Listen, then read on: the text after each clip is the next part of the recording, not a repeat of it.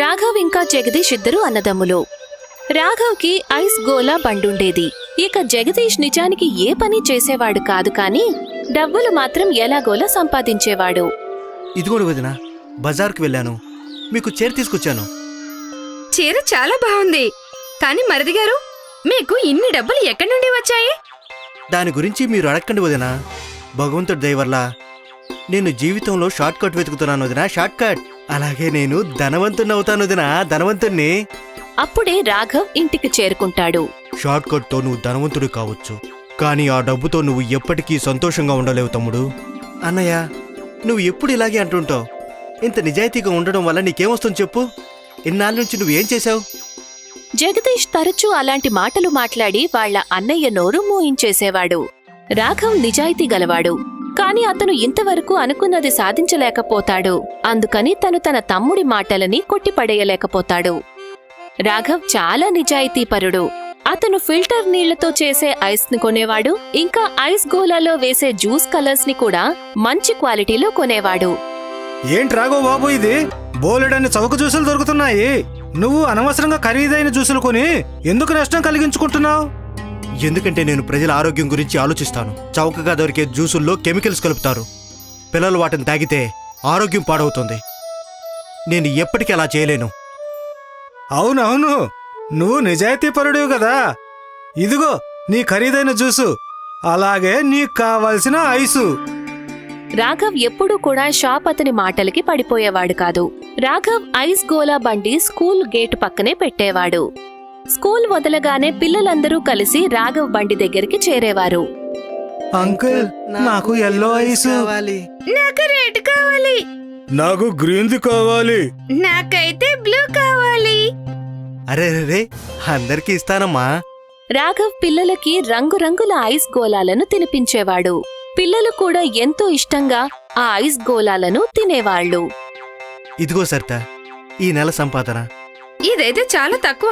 అవును, ఎందుకంటే ఈ నెల షర్బత్ ధరలు బాగా పెరిగాయి, అందుకని లాభం కాస్త తగ్గింది. అయితే మీరు కూడా మీ ఐస్ గోలా ధరను కాస్త పెంచండి మరి. లేదు సర్తా, నేను ధరను పెంచాను అంటే చిన్నపిల్లలు ఐస్ గోలాని ఎలా కొనుక్కొని తినగలరు? కానీ దీనివల్ల మనకు నష్టం జరుగుతుంది కదా. ఏం పర్వాలేదు. ఆ మాటలన్నీ కూడా జగదీష్ వింటాడు. రాజా హరిశ్చంద్ర, నీకు జై. అన్నయ్య, నువ్వు ఎదుటి వాళ్ళకంటే ముందు నీ గురించి ఎక్కువగా ఆలోచించాలి. నేను అది నేర్చుకోలేదురా. నువ్వు కూడా అందరికీ మంచి చేయడం నేర్చుకో. లేదులే అన్నయ్య, నువ్వు నీ దారిలో ప్రయాణించు, నేను నా దారిలో వెళ్తాను. షార్ట్ కట్లో వెళ్తాను, ధనవంతునైపోతాను. నీ కారణంగా ఎవరికీ నష్టం కలగకుండా ఉంటే అదే చాలు.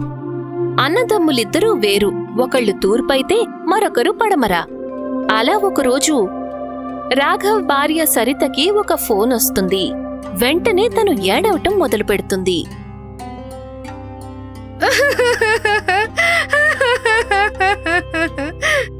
ఏమైంది సర్తా? వదినా, ఏమైంది? మా అమ్మ ఆరోగ్యం అస్సలు కొంచెం కూడా బాగాలేదు. తను నువ్వేమీ కంగారు పడకు, మనం వెంటనే బయలుదేరదాం.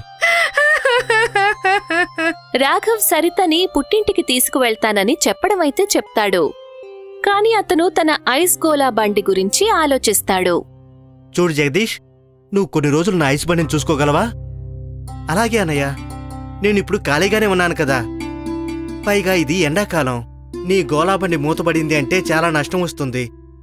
సరేలే, నేను చూసుకుంటాను. చాలా సంతోషం.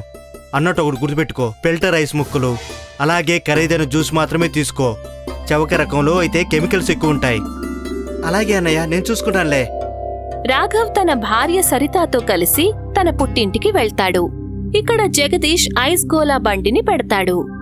అంకుల్, నాకు రెడ్ కలర్. నాకు ఎల్లో కావాలి. అంకుల్, రోజు వచ్చే అంకుల్ ఎక్కడికెళ్లారు? ఆ అంకుల్ ఊరికెళ్ళాడమ్మా, కొన్ని రోజుల వరకు తిరిగి రాడు. నాకైతే రెడ్ ఇంకా ఎల్లో 2 రంగులు కలిపింది కావాలి. అలాగేనమ్మా. జగదీష్ పిల్లలందరికీ రంగురంగుల ఐస్ గోలాలను ఇస్తాడు. జగదీష్ రోజు అలాగే ఐస్ గోలా బండిని పెట్టి అమ్ముతూ ఉండేవాడు. అలా ఒకరోజు జ్యూస్ బాటిల్ ఖాళీ అవ్వడం గమనిస్తాడు. రేపు ఉదయాన్నే వచ్చేటప్పుడు రంగుల్ని కొనాలి. తను పిల్లలకి ఐస్ గోలాలను తయారు చేసి అమ్ముతూ ఉంటాడు. ఆ రోజు పూర్తయ్యేసరికి తన బాటిల్లోని జ్యూస్ కూడా ఖాళీ అయిపోతుంది. మరుసటి రోజు ఉదయం జగదీష్ జ్యూసులమ్మే హోల్సేల్ దుకాణానికి వెళ్తాడు. ప్రతి రంగులో ఒక్కో బాటిల్ ఇవ్వండి బాబు. 100 రూపాయలు ఇవ్వాలా లేక 50 రూపాయలు ఇవ్వాలా? ఆ రెండిట్లో తేడా ఏముంటుంది అసలు? పెద్దగా ఏమీ తేడా ఉండదు, కానీ వచ్చే లాభం చాలా తేడా ఉంటుంది. జగదీష్ ఎప్పుడూ డబ్బు గురించే ఆలోచిస్తాడు. తను కొంచెం కూడా ఆలోచించకుండా చవక రకం జ్యూస్ని కొంటాడు. అయితే చౌక తెచ్చేయండి. ఇదిగో, అలాగే నా దగ్గర చౌక ధరలో ఐసు కూడా దొరుకుతుంది. ఆ రెండిటి మధ్య అసలు తేడా ఏంటి? చౌక ధరదైతే ఫిల్టర్ చెయ్యి నీళ్లతో చేసింది, కానీ అవి కూడా మంచి నీళ్లతో చేసినవే. సరే, అయితే అదే ఇవ్వండి.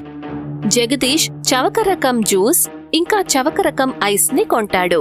రోజులాగా తను బండిని పెడతాడు. వెంటనే పిల్లలందరూ వస్తారు. నాకు రెడ్ ఇంకా గ్రీన్ గోలా కావాలి. అంకుల్, నాకు బ్లూ గోలా. ఓకే పిల్లలు. జగదీష్ చౌకగా కొన్న రంగులు ఇంకా ఐస్ తో గోలా తయారు చేసి అమ్ముతాడు. రోజంతా తన ఐస్ గోలా బండి దగ్గరికి పిల్లలు వచ్చి కొనుక్కుంటారు. జగదీష్ గోలాలు అమ్ముతూనే ఉంటాడు. ఇవాళ రెట్టింపు లాభం వచ్చింది. అన్నయ్య కూడా నాలాగా షార్ట్ కట్ నేర్చుకుంటే ఎంతో బాగుంటుంది కదా. తను ఇంత నిజాయితీగా ఉండి ఏం సంపాదిస్తాడో ఏంటో. సాయంత్రం పూట జగదీష్ వ్యాపారం పూర్తయ్యేసరికి తనకి వచ్చిన లాభాన్ని చూసి చాలా సంతోషిస్తాడు. అలా కొన్ని రోజుల వరకు జగదీష్ చవకగా వచ్చే జ్యూస్ ఇంకా ఐస్ తోనే గోలాలమ్ముతాడు. కొన్ని రోజులకి తన బండి దగ్గరికి పిల్లలు రావడం తగ్గిపోతుంది. అంకుల్, ఒక ఎల్లో గోలా. ఏమైంది బాబు? నీ స్నేహితులు ఎందుకు రాలేదు? అంకుల్, తనకి ఒంట్లో బాలేదు. ఏమైంది తనకి? కలరా వచ్చింది అంకుల్. కలరా అయితే నీళ్ల వల్ల వచ్చే అనారోగ్యమే కదా. జగదీష్ మరొక అమ్మాయిని కూడా అడుగుతాడు. ఏంటమ్మా, నీ స్నేహితురాలెక్కడా? అంకుల్, వాళ్ళకి కలరా వచ్చింది, అందుకే రాలేదు. జగదీష్ భయపడతాడు. ఒకవేళ పిల్లలకి కలరా నా వల్ల రాలేదు కదా, చౌక రకం ఐస్ వల్ల వచ్చి ఉంటుందా? తను ఆలోచనలో పడతాడు. కలరా తన వల్లే వచ్చిందేమోనని తనకి భయంగా కూడా ఉంటుంది. తను వెంటనే తన అన్నయ్యకి ఫోన్ చేస్తాడు. అన్నయ్య, నా వల్ల ఒక తప్పు జరిగింది. ఏమైంది? నేను నీ మాట వినకుండా చౌక రకం ఐస్ జ్యూస్ కొనానన్నయ్య. బహుశా దానివల్ల ఏమోనన్నయ్య చాలా మంది పిల్లలకు కలరా వచ్చింది. ఏంటి? ఇప్పుడు నాకు ఏం చేయాలో అర్థం కావడం లేదన్నయ్య. నేను అలా చేయొద్దని ముందే చెప్పాను కదా. ఇప్పుడు చూడు, నీ కారణంగా అమాయకులైన పిల్లలు జబ్బును పడ్డారు. నేను అలా జరుగుతుంది అనుకోలేదన్నయ్య. నా వల్ల తప్పు జరిగిపోయింది. ఇప్పుడు నేనేం చేయాలి? అన్నిటికంటే ముందు నువ్వు ఐస్ని ఇంకా జ్యూస్ని మొత్తం పారేయ్. ఇక మీదట ఎప్పుడు కూడా అలాంటి పని చేయొద్దు. అలాగే అన్నయ్య. జగదీష్ జ్యూస్ ఇంకా ఐస్ ని కాలువలో పడేస్తాడు. పిల్లలు అనారోగ్యం పాలు అయినందుకు తను చాలా బాధపడతాడు. ఇక మీదట నేను ఎదుటి వాళ్ళకి కష్టం కలిగించే విధంగా అసలు ఏమీ చేయను. నేను కొంచెం స్వార్థం చూపించడం వల్లే పిల్లల ఆరోగ్యం పాడైంది. ఇక మీదట నేను ఎప్పుడు అలా చేయను. షార్ట్ కట్ను కూడా వెతుకును. జగదీష్ ఆలోచన మారిపోతుంది. ఎప్పుడూ డబ్బు గురించి మాత్రమే ఆలోచించి షార్ట్ కట్ కోసం వెతుకుతూ ఉండే మనిషి ఇప్పుడు నిజాయితీ అనే దారిలో ప్రయాణిస్తున్నాడు. గాంధీనగర్ అనే ఒక చిన్న గ్రామం ఉండేది. ఆ గ్రామంలో ఒక పెద్ద బజారు ఉండేది. అక్కడ ఎప్పుడూ కూడా జనాలతో రద్దీగా ఉండేది. ఎండాకాలం వేడిలో మొత్తం జనమంతా కూడా బల్దేవ్ పెప్సీ దుకాణం దగ్గరికి చేరుకునేవారు. ఇదిగో బల్దేవ్ బాబాయ్, నాకు ఆరెంజ్ పెప్సీ ఇవ్వండి. నాకు ఎల్లో కావాలి. నాకు రెడ్ ఇవ్వండి. పిల్లలైనా పెద్దవాళ్లైనా అందరికీ బల్దేవ్ పెప్సీ అంటే చాలా చాలా ఇష్టం. బల్దేవ్ కూడా ఎంతో నిజాయితీగా పెప్సీని తయారు చేసేవాడు. మంచి ఫిల్టర్ నీళ్లు, శుభ్రమైన చక్కెర, అలాగే ఎంతో శుభ్రంగా తను ఆ జ్యూస్ ని తయారు చేసేవాడు. ఆ తర్వాత వాటిని ప్లాస్టిక్ ప్యాకెట్లలో నింపేవాడు. బల్దేవ్ అమ్మే ₹1 పెప్సీ ఊరంతా ఎంతో ఫేమస్. కాసేపట్లోనే తన స్టాక్ అంతా కూడా ఖాళీ అయిపోయేది. అరే బాబాయ్, పెప్సీ ఉందా? లేదు బాబు, అన్నీ అయిపోయాయి. నువ్వు రేపురా. బల్దేవ్ దుకాణం ఎదురుగానే పవన్ దుకాణం ఉండేది.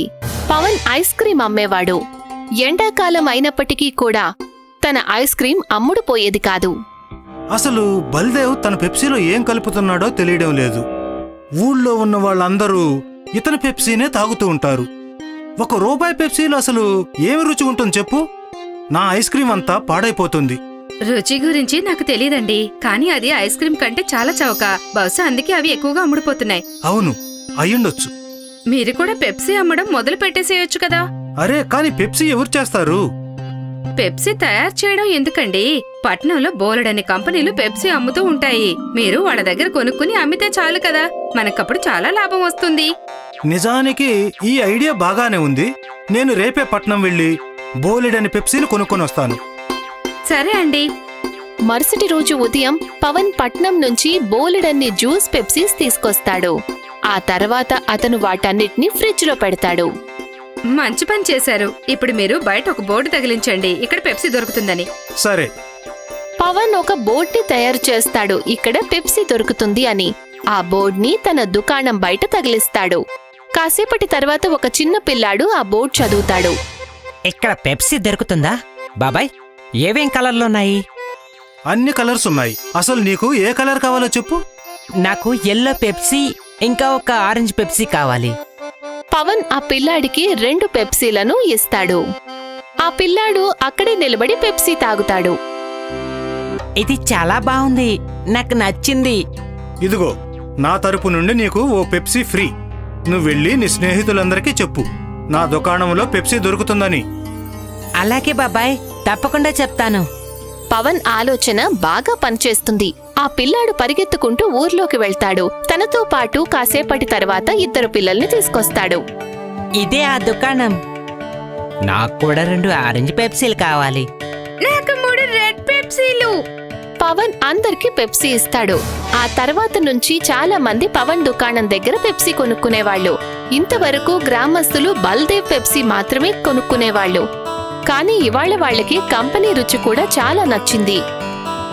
అరే వా, ఏ నల్లని పెప్సీనైతే నేను మొదటిసారి తాగుతున్నాను. ఇంకా చాలా రకాలున్నాయి. నిమ్మకాయ నీళ్లు, యాపిల్, ఆరెంజ్ ఉంది, రోజు కూడా. చాలా బాగుంది. అయితే నేను ప్రతిరోజు రోజుకొక ఫ్లేవర్ని ట్రై చేస్తుంటాను. పవన్ పెప్సీ అమ్మడం మొదలుపెట్టిన తర్వాత బల్దేవ్ దుకాణానికి ఎవరూ కూడా వెళ్లేవాళ్లు కాదు. నేను కాస్త ఓపిక్గా పనిచేయాలి. పవన్ కొత్త కొత్త పెప్సీలను తయారు చేయడం మొదలుపెట్టాడు. అందుకని గ్రామస్తులందరూ అతని దుకాణానికి వెళ్లడం మొదలుపెట్టారు. కానీ నాకు నమ్మకం ఉంది, వాళ్ళందరూ తిరిగి వస్తారు. బల్దేవ్ తనకి తాను నచ్చ చెప్పుకుంటూ ఉంటాడు. అలా కొన్ని రోజుల పాటు పవన్ దుకాణం దగ్గర పెప్సీ కోసం జనాలు లైన్లు కడతారు. కానీ ఇక్కడ బల్దేవ్ దుకాణం మాత్రం ఖాళీగా ఉండేది. ఊరి సర్పంచ్ బల్దేవ్ దుకాణానికి వెళ్తారు. ఏమైంది బల్దేవ్, నువ్వు దిగులుగా కనిపిస్తున్నావు? నన్ను ఏం చెప్పమంటారు సర్పంచ్ గారు? పవన్ పట్నం నుంచి పెప్సీలు తీసుకొచ్చి అమ్ముతున్నాడు. కస్టమర్లందరూ అక్కడికే వెళ్తున్నారు. ఏం పర్వాలేదు, ఇదంతా కొన్ని రోజులు మాత్రమే. కొత్తగా ఏమైనా వస్తే గ్రామస్తులు దాని వెనకే పరిగెత్తుతారు కదా, నీకు కూడా తెలుసు. ఓపిక్గా ఉండు, అంత సర్దుకుంటుంది. పైగా నాకు నమ్మకం ఉంది, నీ పెప్సీ పట్నం నుంచి తెచ్చిన పెప్సీ కంటే చాలా బాగుంటుంది. నువ్వొక పని చేయి, నాకు 50 పెప్సీలివ్వు. ఇవాళ పట్నం నుండి నా మనవడు మనవరాలు వస్తున్నారు. అలాగే సర్పంచ్ గారు. బల్దేవ్ సర్పంచ్ కి 50 పెప్సీలను ఇస్తాడు. ఆ తర్వాత సంతోషంగా ఆయన అక్కడి నుంచి వెళ్లిపోతాడు. బల్దేవ్ మాత్రం బాధగానే ఉంటాడు. సర్పంచ్ ఇంటికి వెళ్ళాక తన మనవడికి ఒక పెప్సీ ఇస్తారు. నాన్నా, ఈ పెప్సీలు అంత మంచిది కాదు. వీటిల్లో కెమికల్స్ కలుపుతూ ఉంటారు, దానివల్ల పిల్లల ఆరోగ్యం పాడవుతుంది. చూడమ్మా, ఈ పెప్సీ మన బల్దేవ్ స్వయంగా తయారు చేస్తుంటాడు, కెమికల్స్ లేకుండా స్వచ్ఛమైన నీటితో. దీన్ని మేమందరం ఎన్నో ఏళ్లుగా తాగుతున్నాం. ఇంతవరకు ఎవరి ఆరోగ్యము పాడవలేదు. అలాగా? సర్పంచ్ తన కూతురికి కూడా ఒక పెప్సీ ఇస్తారు. ఆమె రుచి చూసి, భలే నాన్నా, ఇది చాలా బాగుంది. సర్పంచ్ గారి ఇంటికి వెళ్లిన అతిథులు అందరూ కూడా ఆ పెప్సీని తాగుతారు. కొంతసేపట్లోనే పెప్సీ ఖాళీ అయిపోతుంది. నాన్నా, మీరు దీనిని ఎక్కడి నుండి తీసుకొచ్చారు? నేను ఇంకొన్ని తీసుకొస్తాను. బజార్లో నీకు బల్దేవ్ దుకాణం కనిపిస్తుంది, అందులో పెద్ద ఫ్రిడ్జ్ ఉంటుంది, అక్కడి నుండి తెచ్చాను. సరే, నేను వెళ్ళి తెస్తాను. నేహా బజారుకి వెళ్ళాక బల్దేవ్ ఇంకా పవన్ల దుకాణాన్ని చూసి కన్ఫ్యూజ్ అవుతుంది. తనకి అర్థం కాదు అసలు ఏ దుకాణానికి వెళ్ళాలి అని. బహుశా ఏ దుకాణంలో జనం ఎక్కువ ఉన్నారో నేను అక్కడికి వెళ్ళాలేమో. నేహా పవన్ దుకాణానికి వెళ్తుంది. నాకు ఒక 20 పెప్సీలు ఇవ్వండి. పవన్ ఫ్రిడ్జ్లో నుంచి పెప్సీ ప్యాకెట్ ని తీసి ఇవ్వగానే నేహా దాన్ని వద్దనేస్తుంది. కాదు కాదు, నేను ఇవనడం లేదు.